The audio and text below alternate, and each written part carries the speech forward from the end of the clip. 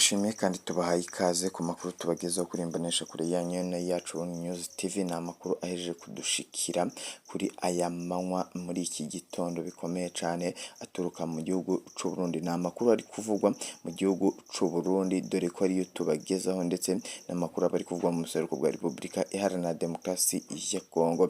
Ni amakuru ari guturuka ku kibuga cy'indege ndetse no muri polisi y'Igitega, dore ko bari gutangaza ko hafatiwe abantu ku kibuga cy'indege mpuzamahanga cya Bujumbura bashaka gutoroka igihugu. Ivyo turabigaruka muri aya makuru mu buryo bw'idonido. Turaza kubwira ko kandi abadandaza batawe muri yombi n'igipolisi hanyuma zuko bafatanywe ikawa bashaka kuyigurisha mu gihugu cy'u Rwanda. Abo rero bakaba bafunzwe mu bihano bikomeye cyane ndetse n'izahabu. Ivyo yose uravyumva mu buryo bw'idonido muri aya makuru. Turaza kukubwira ko kandi igihugu cy'u Burundi gikomeje kwibasirwa n'umutekano mukeya, aho General Major Evariste Ndayishimiye yavuze ko ari abanyagihugu bakomeza kubigiramo uruhare, ndetse anavuga yuko kuba igihugu cy'u Burundi kiyatera imbere ari abarundi bakomeza nabo kubigiramo uruhare. Yasavye abarundi gusenyera umugozi umwe, akaba ari byo turaza kurebaho n'ijambo ry'umukuru w'igihugu cy'u Burundi.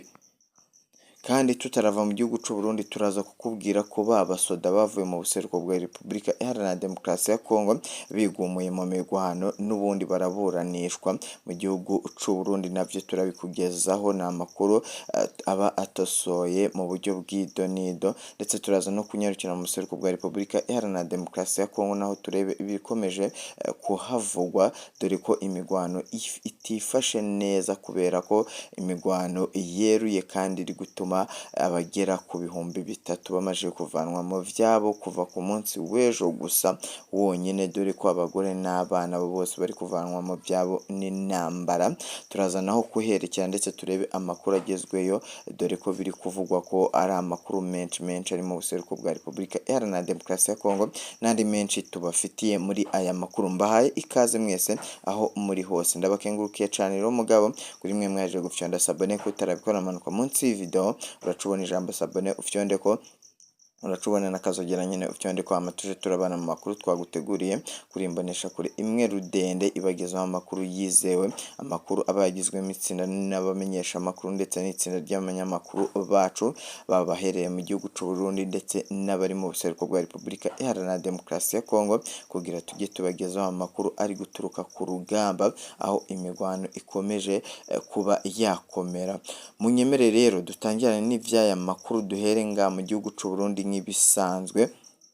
Duhere kuri aya makuru ari gutangazwa na polisi y'igihugu cy'u Burundi, dore ko polisi ya Gitega itangaje amakuru akomeye cyane yuko hari abarundi b'abadandaza batawe muri yombe mu gihe ngo bafatanywe ikawa bashaka kuyigurisha mu gihugu cy'u Rwanda amatoni n'amatoni. Abangaba rero bafunzwe ndetse banakatirwa igihano cy'imyaka igera kuri 2 ndetse n'izahabu ya miliyoni y'amahera y'amarundi, nk'uko polisi ya Gitega yakomeje kugenda ibitangaza. Yavuze yuko abangaba bakomeje gusahura imitungo y'igihugu cy'u Burundi bayizana mu gihugu cy'u Rwanda. Ibingibi ni byanejeje polisi, ndetse ikanavuga yuko n'abatekereza gukora ivyo bintu nk'ivyo byo gusahura imitungo y'igihugu cy'u Burundi baza kwigurisha mu gihugu cy'u Rwanda, ivyo ngivyo bitazabakundira, ndetse bikaba bigeretseho no kuyigurisha magendu, dore ko mubizi ko umupaka w'igihugu cy'u Rwanda ndetse n'igihugu cy'u Burundi wugaye. Mugabo rero bivuze ko yari iraca mu buryo bwapanya mu nzira zitemewe n'amategeko. Polisi y'igihugu cy'u Burundi yibukije abarundi ndetse inavuga ko abanyagihugu bagomba kumenya ko polisi iri maso ndetse igomba gukurikirana ivyaha biriko birabera nga mu gihugu cy'u Burundi, ari nako yasoje ivuga. Yavuze yuko abagerageza n'abatekereza mu kuba bari gukora inzira za magendu ndetse no kudandaza kutemewe n'amategeko, ivyo ngivyo bazabihanirwa bikomeye cyane. Amazina polisi yatanze biravugwa ko abo bantu barenze 5, ariko polisi y'igihugu cy'u Burundi cyane cyane yo mu mugwa mukuru wa politike Gitega yatangaje amazina 2, hariho Laurence Hakizimana ndetse na Eric Ndikuriyo. Bakaba rero ngo aribo batawe muri muri yombi hariya mu buseruko bw'iki igihugu. Ni amakuru rero akomeje gukomera mu gihugu c'u Burundi bivanye nuko iki gihugu c'u Burundi gikomeje guta muri yombi abariko baragirizwa ivyaha bigiye bitandukanye cane cane vyerekeranye n'igihugu c'u Rwanda. Polisi rero ikaba yerekanye toni zigera kuri 8 zari zigiye kugurishwa mu gihugu c'u Rwanda, ikaba yavyerekanye ku mugaragaro ndetse inavuga yuko ibingibi atari byo badandaze mu buryo bwemewe n'amategeko y'igihugu c'u Burundi, bareke gukora ibitemewe n'amategeko.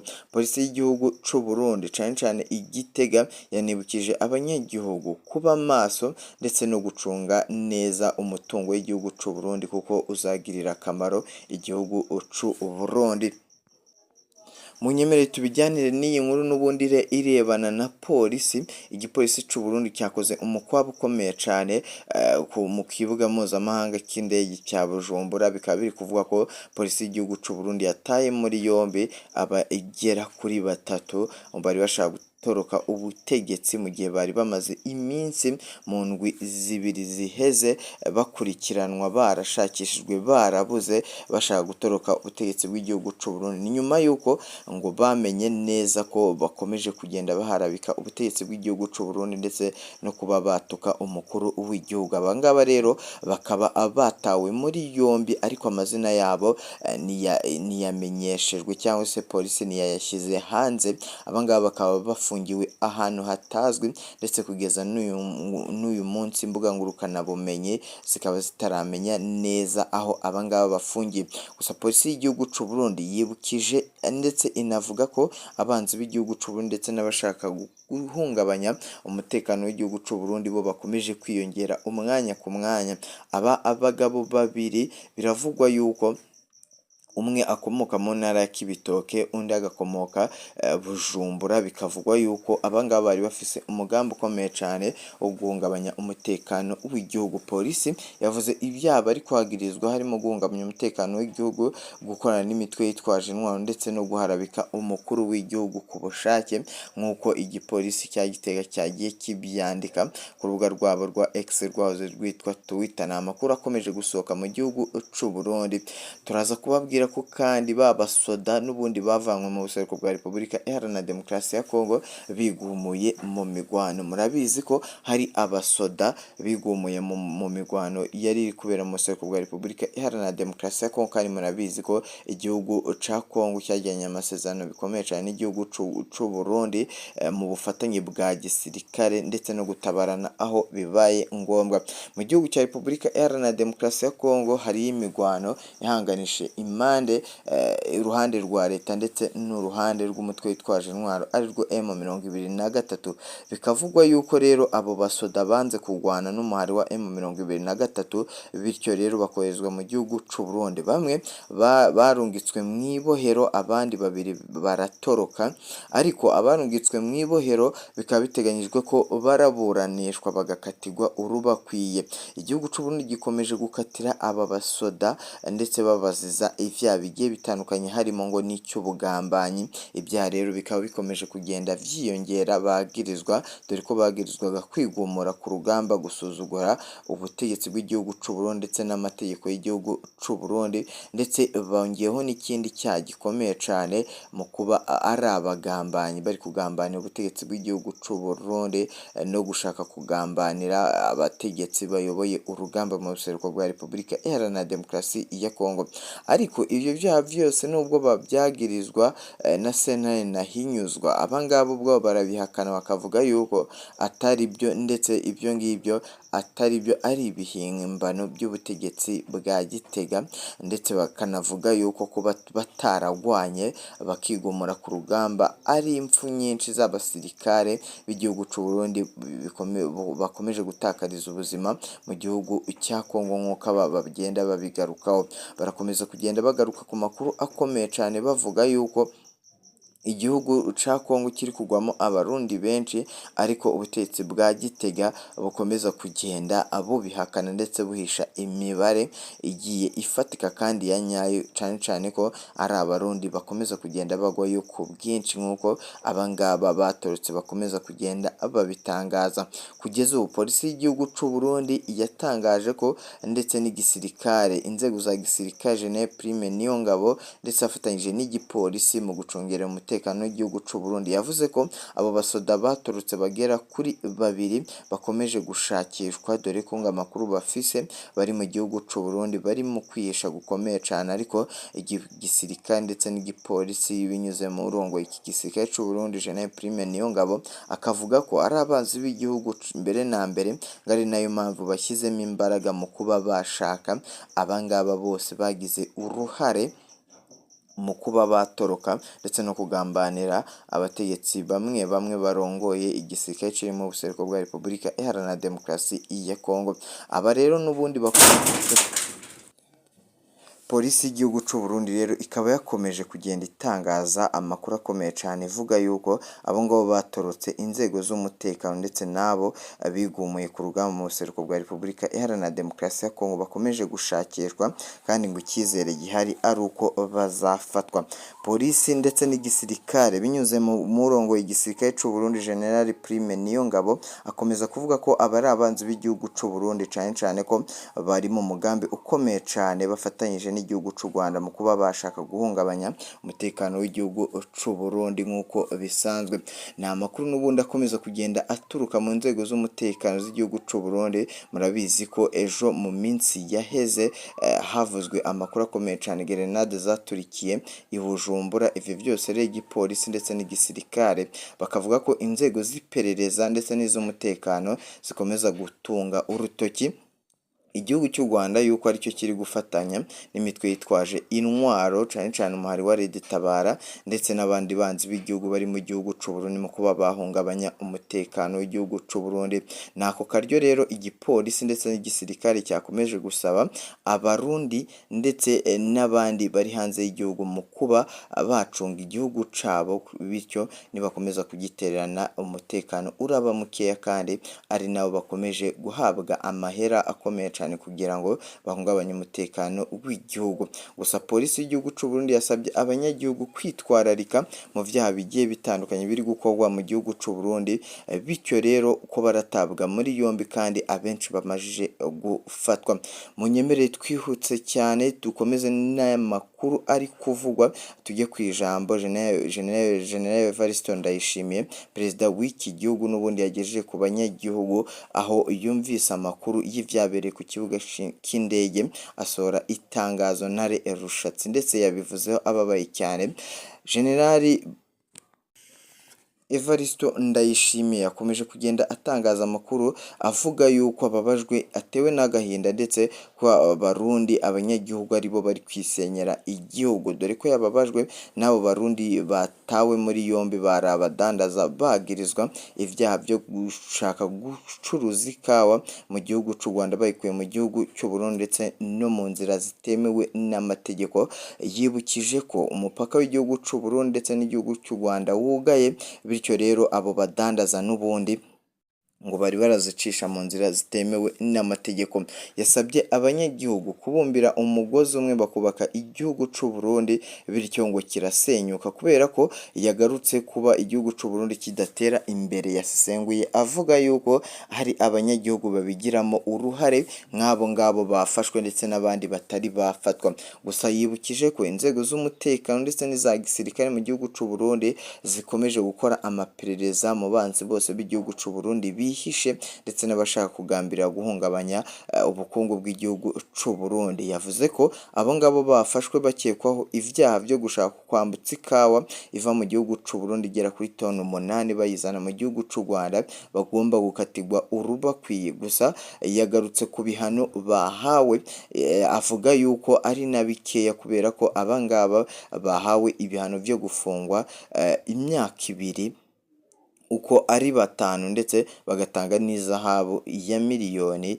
y'amarundi, ubwo ni amahera y'igihugu c'u Burundi. Umukuru w'igihugu c'u Burundi yavuze ko ababaye bikomeye cyane, ndetse muranabizi ko mu minsi yaheze aribwo yatangaje amakuru akomeye cyane avuga yuko nta kigoye nko kuyobora igihugu c'u Burundi, bisiguye ko vyamunaniye, dore ko abanyepolitike bamwe bamwe batavuga n'ubutegetsi n'igihugu c'u Burundi bakomeza kugenda bagaruka ku mvuga ku mbwirwaruhame z'uyu muperezida w'igihugu c'u Burundi, bagaragaza ko atambaraga afite zo kurongora igihugu c'u Burundi. Abategetsi ndetse n'abasenguzi mpuzamahanga mu bya politiki bakunda kugaragaza ko igihugu c'u Burundi igihe kigeze ngo igihugu kiyoborwe n'abasivile, maze inzego za gisirikare zijye mu nshingano zazo zo kurinda umutekano. Aba basesenguzi mpuzamahanga mu bya politiki bakomeza kugenda bagaragaza amakuru akomeye cyane, bavuga yuko igihe igihugu icyo ari cyo cyose kiyobowe n'inzego za gisirikare ari ibintu bibiri bitajyana. Inzego za gisirikare, abasesenguzi mpuzamahanga mu bya politiki ndetse n'abakurikiranira hafi politiki y'u Burundi bavuga ko inzego za gisirikare zananiwe kuyobora ubutegetsi, kubera ko umugambwe uri ku butegetsi CNDD-FDD ari umugambwe n'ubundi ugizwe n'igisirikare gusa. Abatavuga rumwe n'ubutegetsi rero, haba baba mu gihugu c'u Burundi ndetse n'ababa mu Bufaransa, bakomeza kugenda bagaragaza ko igihe kigeze ngo abasivili ari bo bayobore igihugu, bagihe icyerekezo nk'ibindi bihugu byose, bakagaragaza ko kandi igihugu c'u Burundi gikomeje kuba inyuma ndetse y'iterambere, kubera ko kiyobowe ngo n'igisirikare ndetse n'umugambwe urambye ku butegetsi CNDD-FDD, nk'uko bakomeza kugenda bigarukaho. Munyemerere twese cyane tujye mu buseruko bwa Repubulika Iharanira Demokarasi ya Kongo, naho turebe ibiriko birahavugwa, dore ko Patrick Muyaya, umuvugizi w'iyi guverinoma ya Kinshasa, mubizi ko nijoro yatangaje amakuru akomeye cyane yuko ubu igisirikare gifatanyije n'abafatanyabikorwa bayo harimo ingabo z'abarundi, MONUSCO, ingabo za South Africa ndetse arizo SADC, bikanavugwa yuko hari n'imitwe yitwaje intwaro, hari Wazalendo, Mai Mai, Nyatura ndetse na FDLR. Abo bose ngo bafatanyije, ndetse n'ubundi bufasha baratanga buraturuka mu bihugu bigiye bitandukanye, ngo abo bose bari gutegura ibitero simusiga. Rero ibikoresho, akaba yagaragaje ibikoresho vya gisirikare ndetse n'imiduga ikomeye cyane zizwi nka burende, izifashishwa mu kugaba ibitero kuri uyu muhari wa M23. Patrick Muyaya yatangaje amakuru akomeye cyane avuga yuko ubu igisirikare cya FARDC kiri kwirukana bikomeye cyane igisirikare cya M23, nubwo ngo M23 ikomeje kugenda ihakana ivyaya makuru. Gusa yavuze ko igisirikare cya EAFC arico nyine M23 gikomeje gutsindwa bikomeye cyane hano mu buseruko bwa Repubulika Iharanira Demokarasi ya Kongo. Yanavuze ko kandi inzego za gisirikare ndetse n'iz'iperereza zikomeje, kuko ngo hano harimo ubugambanyi hano mu buseruko bwa Repubulika Iharanira Demokarasi ya Kongo, cyane cyane ku rugamba. Yatangaje amakuru akomeye cyane avuga yuko hari abagambanira abasirikare aribo ba FARDC iyo bari ku rugamba, maze bagaha amakuru umuhari w'iterabwoba, nk'uko yabivuze ko abwo yavugaga M23 ndetse na AFC. Murabizi ko AFC ubu ngubu yifatanyije n'umutwe wa M23 mu gukuraho ngo ubutegetsi bwa Kinshasa. Uko iri shyaka rya AFC ryaje rivuga, ryavuze yuko rigiye gufatanya n'umutwe ufite icyerekezo wa M23 mu kurwanya nyine umutwe wa M23. Amakuru aturuka ku rugamba bikaba biri kuvugwa yuko muri aka mwanya ari agahenge kariho, nta kurasana kuriho hagati y'impande zombi, ariko ngo impande zombi ziryamiye majanja, nk'uko bakomeje kugenda babitangaza. Munyemerere dusoreze aha amakuru tubabwira ko amakuru yacu ari akagaruka, ndetse tunabashimira bikomeye cyane mwe mwaje gufyonda sabone kutarabikora amanuka munsi y'video, uracubona ijambo sabone ufyonde ko uracubona n'akazogera nyine ufyonde ko amatuje turabana mu makuru twaguteguriye kuri Burundi News TV. Tubifurije kugira umunsi mwiza. Ciao ciao.